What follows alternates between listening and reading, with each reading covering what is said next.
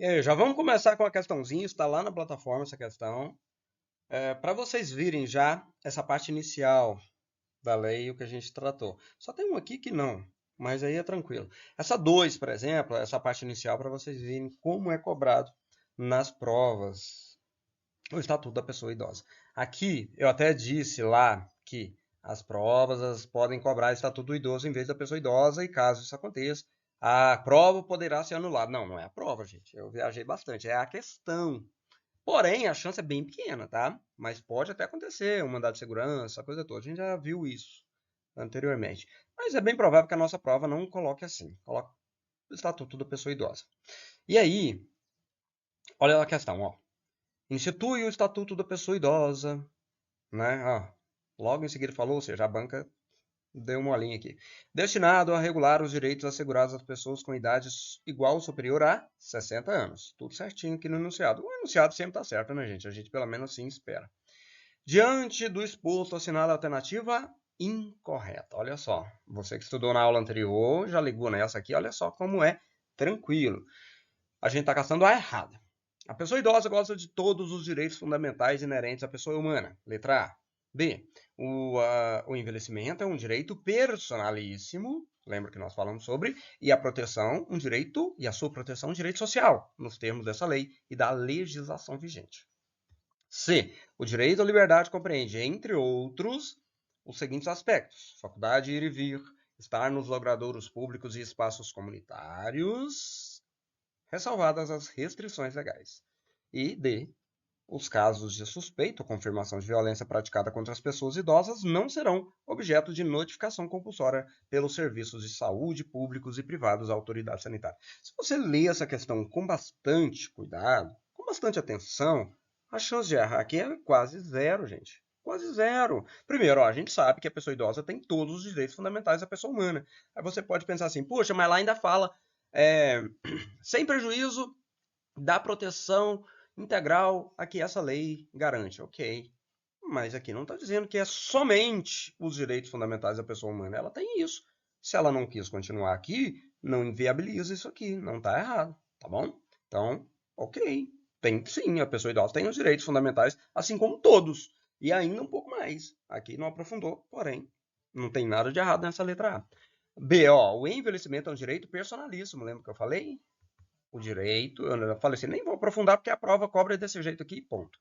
É um direito personalíssimo. E a proteção a esse envelhecimento já é um direito social, tá bom? Nos termos dessa lei e da legislação vigente. Tudo certinho aqui, nada de errado. O direito à liberdade compreende, entre outros, lembra que eu falei, ó, faculdade de ir e vir e estar nos logradouros públicos e espaços comunitários, ressalvadas as restrições legais. Lá eu expliquei claramente que tem restrições. Vou imaginar, eu até citei a frente de um quartel, por exemplo, da Polícia Militar. Ele vai poder ficar acampado ali, brincando ali? Não, lógico que não. A lei diz que não pode, não pode. Pronto, acabou.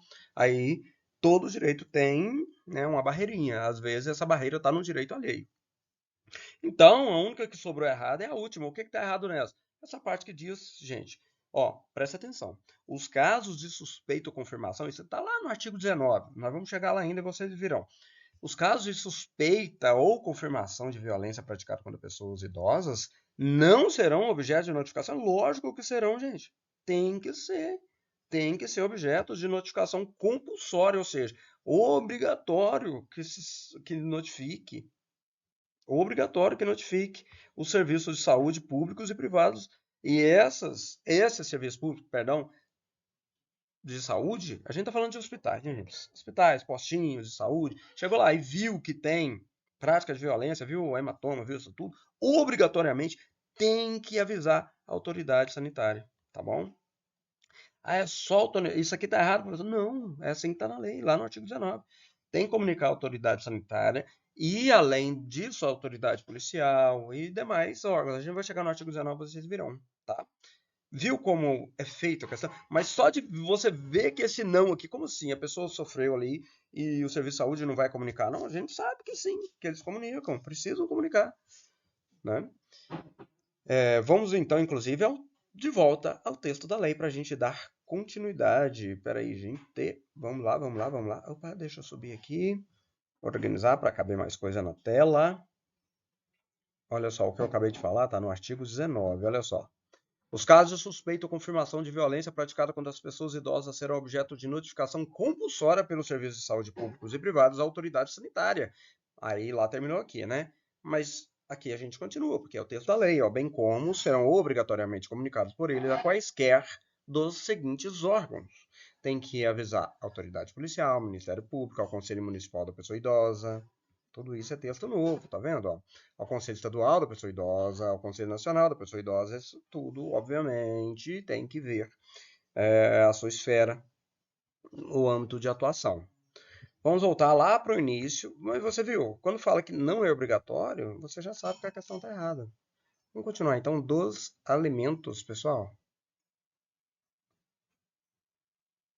Uhum. Ideia dos alimentos mesmo. Isso, ó. A gente tinha parado no parágrafo 3º do artigo 10º, né? Do dever de todos, zelar pela dignidade da pessoa idosa, colocando a salvo de qualquer tratamento desumano, violento, aterrorizante, vexatório ou constrangedor.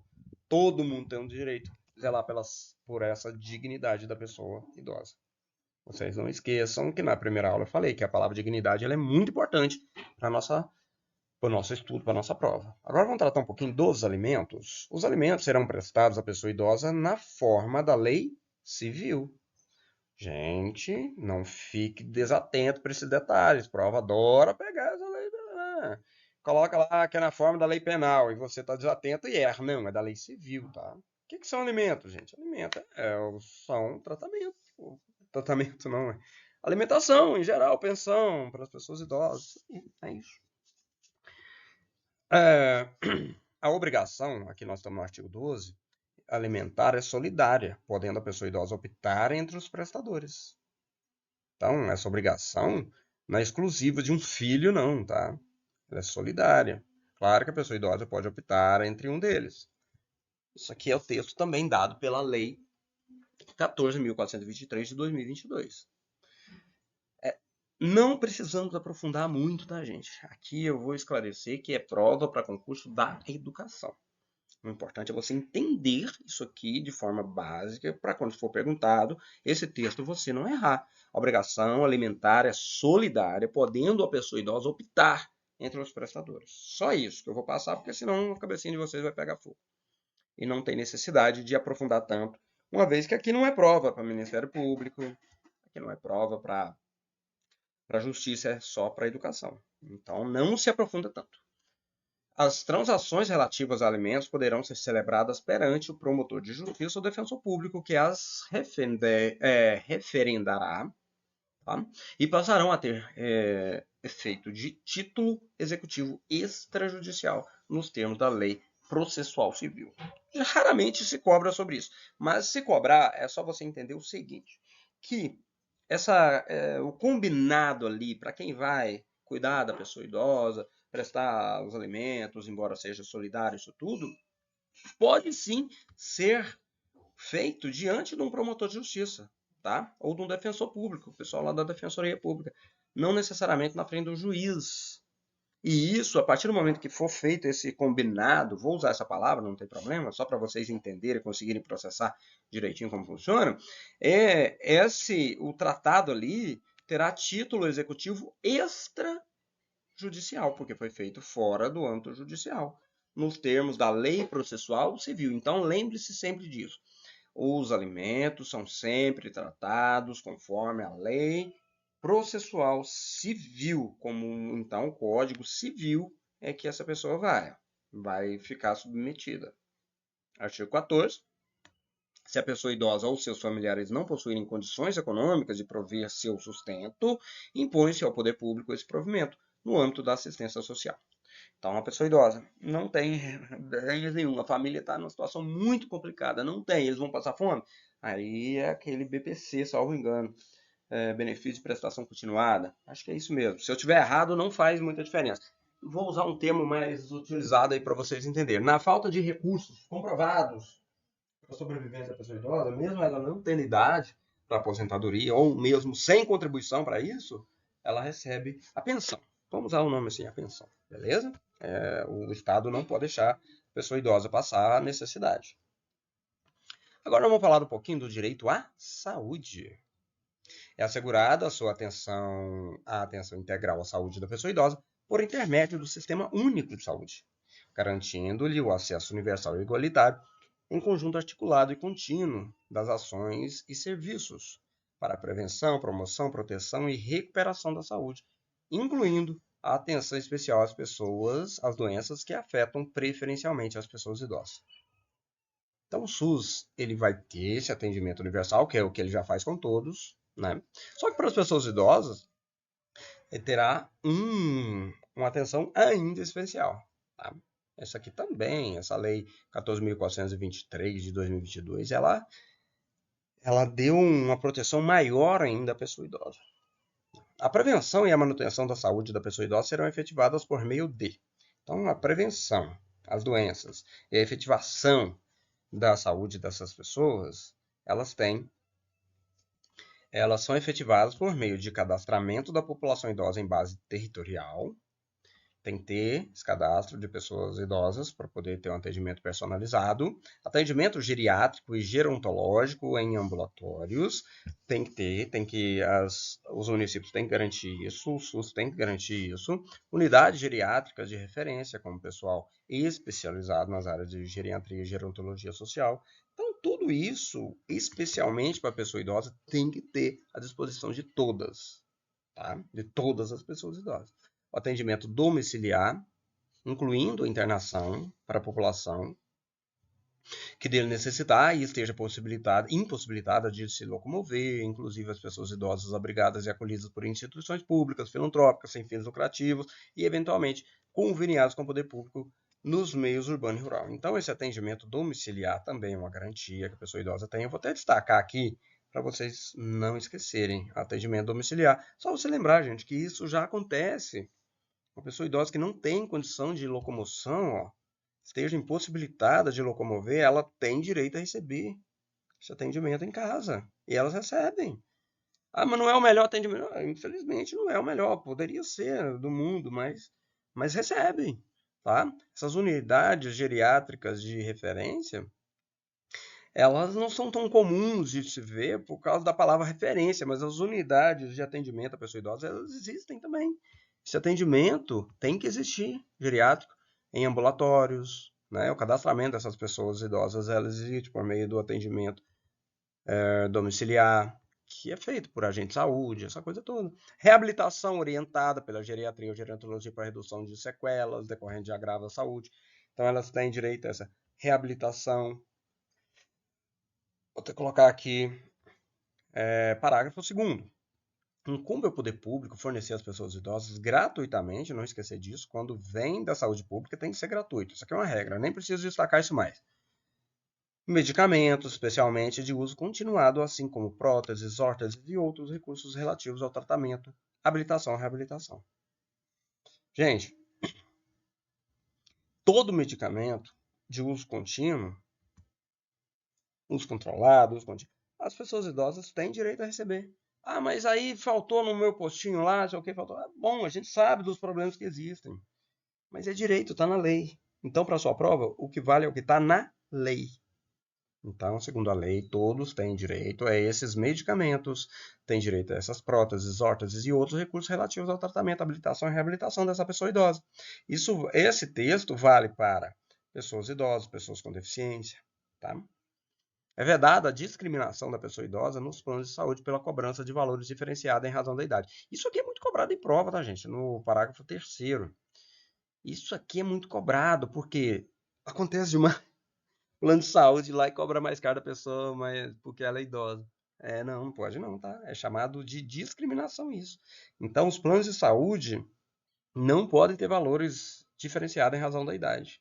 Ah, mas tem na prática. Aí, o que eles podem alegar? Eles podem alegar que é outro plano, diferente, tudo. Mas se é o mesmo plano, com a mesma cobertura, não pode ter valor diferenciado. Tá bom? Aí eles fazem o que, gente? Presta atenção que o que acontece. Bate lá 58, 59 anos, eles dão uma pernada na pessoa lá, porque ela não é idosa ainda, e modifica os valores e tudo, bota o preço lá em cima. Aí fala que mudou o padrão, que é isso, que é aquilo, mas no fim, né, burlando a lei. Mas o que vale para nós é isso aqui, ó, proibido, tá? Para nós, o que vale é o texto da lei. As pessoas idosas com deficiência ou com limitação incapacitante terão atendimento especializado nos termos da lei. Sim, pessoas idosas com deficiência, dupla vulnerabilidade, então, tratamento especializado, atendimento especializado. É vedado exigir o comparecimento da pessoa idosa enferma perante os órgãos públicos, hipótese na qual será admitido o seguinte procedimento. Vamos imaginar, gente, uma pessoa idosa com dificuldade de locomoção precisar ir no banco, por exemplo, para a prova de vida. É proibido, tá? Proibido, desde 2022. É vedado exigir o comparecimento, então, dessa pessoa. Aqui, ó, é isso mesmo. Admitido o seguinte procedimento. É proibir, é vedado, então, que se obrigue ela a vá no banco, por exemplo. Estou citando o banco como exemplo. Mas aí o que pode ser feito? Quando de interesse do poder público, a gente promoverá o contato necessário com a pessoa idosa em sua residência. Ou, quando de interesse da própria pessoa idosa, esta se fará representar por procurador legalmente constituído. Então, quando o banco, por exemplo, quando o banco faz a prova de vida, é interesse do poder público. Por quê? Para saber se a pessoa está viva, para não estar tendo um pagamento indevido, né, gente? Aí, se ela não tem condição de ir no banco, por exemplo, para fazer a prova de vida, o que acontece muito, o banco, né, o poder público, ali representado pelo banco, já que o banco está pagando por recurso público, tem que ir na casa da pessoa idosa. Ou aí, quando já é interesse da pessoa, aí ela pode pegar um procurador e fazer o serviço para ela. É assim que funciona, não esquece disso. Mas é proibido, repito, ó, é proibido exigir o comparecimento dessa pessoa enferma, se ela estiver doente ou com problema de locomoção, qualquer coisa desse sentido, nos órgãos públicos, tá bom? E já vi muitos casos, reportagens, as pessoas sendo levadas na cadeira de roda, enferma, né, muito mal, não tendo condição de sair da sua casa, tem que ficar deitada para proteção da sua saúde, para que ele está e sendo obrigado a isso aí não pode não, tá? É assegurada a pessoa idosa então, enferma, o atendimento domiciliar pela perícia médica do Instituto Nacional de Seguro Social, ó, que eu acabei de falar, ó, o INSS tem que ir na casa dela, pelo Serviço Público de Saúde e pelo Serviço Privado de Saúde contratado ou conveniado que integre o SUS para a expedição de laudo de saúde necessário ao exercício de seus direitos sociais e a inserção tributária. Isenção, perdão. Porque dependendo do problema de saúde, a pessoa tem essa isenção de imposto de renda, de outros tributos, principalmente do imposto de renda. Quando fala aqui é imposto de renda. Então tem que ir, o INSS tem que ir na casa dele, por meio do banco, por meio do conveniado, ou serviço de saúde, se for necessário para garantir para essa pessoa a continuidade do seu direito, ela tem que ir na casa dela. É pronto, é simples assim, ela não tem condição de ir, o serviço tem que ir até ela. Parágrafo 7º do artigo 15, em todo atendimento de saúde, os maiores de 80 anos terão preferência especial sobre as demais pessoas idosas, exceto nos casos de emergência. Então, acima de 80 anos terá o que a gente chama de preferência especial acima das outras pessoas idosas, certo? Certo. A única exceção é essa daqui, né, gente? Aí também, a pessoa idosa, com 80 anos, não está em situação de emergência abaixo de 80, tá? Aí, com certeza, aquela que está abaixo de 80 anos vai ter preferência, porque aí entrou um caso de emergência. Fora os casos de emergência, todas as pessoas acima de 80 anos têm preferência especial, que dá uma preferência acima da preferência das outras pessoas idosas. Continuando. A pessoa idosa internada em observação é assegurado, para essa pessoa, é assegurado o direito de acompanhante. É bom ficar de olho nisso aqui, ó. Devendo o órgão de saúde proporcionar as condições adequadas para a sua permanência em tempo integral segundo o critério médico. Vamos imaginar que ela precisa de acompanhante, está no hospital. Não é UTI, pode ter acompanhante. Para essa pessoa idosa, o sistema de saúde, o hospital, é que tem que se virar, é ele que tem que se virar para proporcionar as condições adequadas para a permanência dessa pessoa, do acompanhante em tempo integral. Ah, mas eu preciso, o hospital não tem lá uma caminha para eu ficar, não tem nada, como é que eu vou fazer? Não sei o que. Não, o hospital tem que se virar, tá bom? Claro que tudo segundo o critério médico. Tá no UTI também não vai ter, né, gente? É o critério médico que está ali em primeiro lugar. Parágrafo único. Caberá ao profissional de saúde responsável pelo tratamento conceder autorização para o acompanhamento da pessoa idosa ou, no caso de impossibilidade, justificá-la por escrito. Então, assim, a pessoa idosa precisa de acompanhamento em tempo integral, certo? Só que tem casos médicos que aí já não dá, né? Aí são situações de risco para a pessoa ou mesmo para o acompanhante. Aí são protocolos médicos que não entramos nesse mérito. Aí esse responsável pelo tratamento é que vai dizer se a pessoa tem condição de receber ou não esse acompanhamento. Tendo, aí o hospital tem que se virar para ter condição dessa pessoa ficar ali em tempo integral. Dessa pessoa ou das pessoas, né? Porque elas vão revezando também, dependendo da situação. E quando não puder ter acompanhante, aí o médico precisa, o responsável, né, precisa justificar por escrito por que não. A pessoa idosa que deseja no domínio de suas faculdades mentais é assegurado o direito de optar pelo tratamento de saúde que lhe for reputado mais favorável. Então, a pessoa está com as faculdades mentais boas, tranquilo, ela pode optar pelo tratamento melhor, que melhor lhe atende, tá? Que ela julgue mais interessante para ela. Esse parágrafo único aqui está arriscado porque foi trocado por esse outro aqui, tá bom? E por isso eu esqueci de tirar ele aqui. Esqueci não, errei na formatação e não tirei. Mas é porque antes o texto falava dessa forma, agora o que vale é essa forma aqui, ó. Parágrafo único. Não estando a pessoa idosa. O que é que mudou, professor? É só o idoso, tá vendo? Antes falava o idoso, agora se fala a pessoa idosa. Não estando a pessoa idosa em condições de proceder à opção, esta será feita. Quer dizer, se a pessoa está em condição mental confusa e não tem condição dela mesma optar pelo tratamento que é mais conveniente a ela, quando há essas opções, claro, né? Aí, essa opção será feita pelo procurador dessa pessoa quando a pessoa idosa for interditada. Aí tem que ter se ela está interditada, é por uma questão de confusão mental, outra coisa assim, aí o procurador é que decide o melhor tratamento, ou aquele quando há essa opção. Ou pelos familiares, quando a pessoa idosa não tiver curador ou este não puder ser contactado em tempo hábil, que às vezes o tratamento médico exige isso, né? Ou pelo médico quando ocorrer iminente risco de vida e não houver tempo hábil para consulta, curador ou familiar.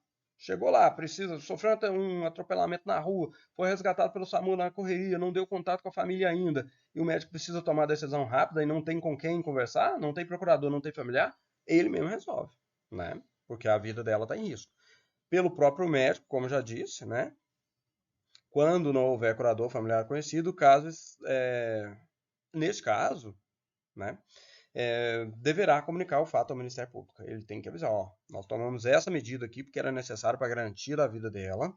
Não tinha familiar, não tinha curador, não tinha nada. Era questão de urgência. Então a gente tomou essa decisão. Esse comunicado vai para quem? Ministério Público. Tá bom?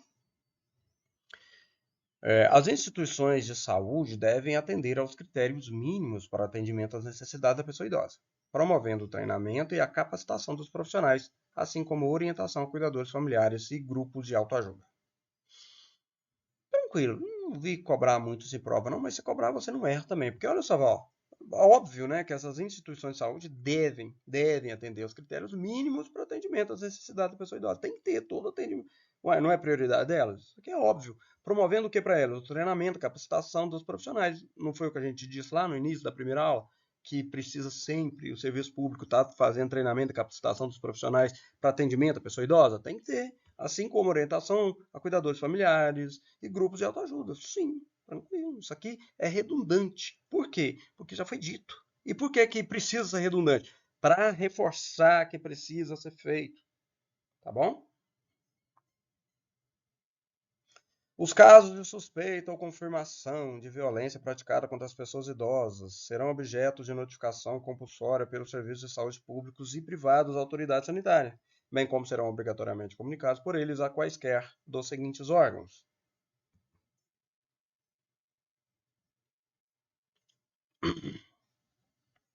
Presta atenção. Os casos de suspeita ou confirmação. Foi aqui que nós falamos antes lá. No início da aula nós já mostramos aqui. Ó. Não só confirmação, gente. Só pela simples suspeita de violência praticada contra pessoas idosas, isso aqui já terá que ter uma notificação. Isso aqui é obrigatório que tenha essa notificação por meio desse serviço de saúde pública. Tá? Não só pública, privada também. Todo o serviço de saúde que atender a pessoa idosa, seja público ou privado, que notou ali, está com suspeita de violência, não interessa se é só física, não. Aqui não fala que tipo de violência, não, tá? Violência pode ser física, pode ser psicológica, não interessa.